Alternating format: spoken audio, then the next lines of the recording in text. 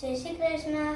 આજે હું ભારતીય નૌકાદળ દિવસ વિશે થોડીક મહત્વની વાતો કરવા માંગુ છું, તો આપ સૌ શાંતિથી સાંભળજો. ભારતીય નૌકાદળ દિવસ દર વર્ષે 4 ડિસેમ્બરના રોજ ઉજવવામાં આવે છે. આ દિવસે આપણા દરિયાઈ રક્ષકોને બહાદુરી અને એમના ત્યાગને શ્રદ્ધાંજલિ આપવા માટે છે.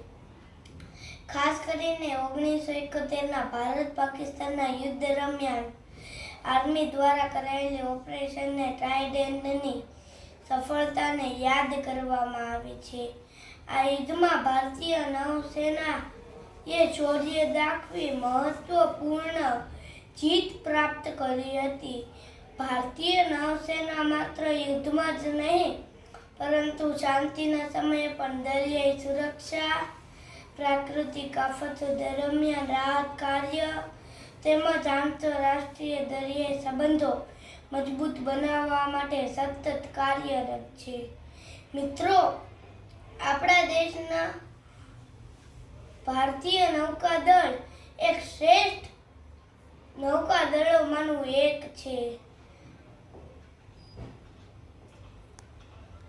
એમના જવાનોએ પોતાની જાનની પરવા કર્યા વિના દેશની સેવા કરી છે.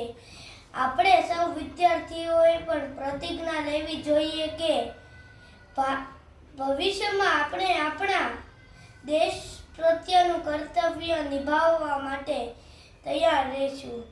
ચાલો એક સાથે દરેક ભારતીય નૌકાદળ જવાનને અભિવાદન પાઠવીએ. જય હિન્દ, જય ભારત. અસ્તુ. જય શ્રી કૃષ્ણ.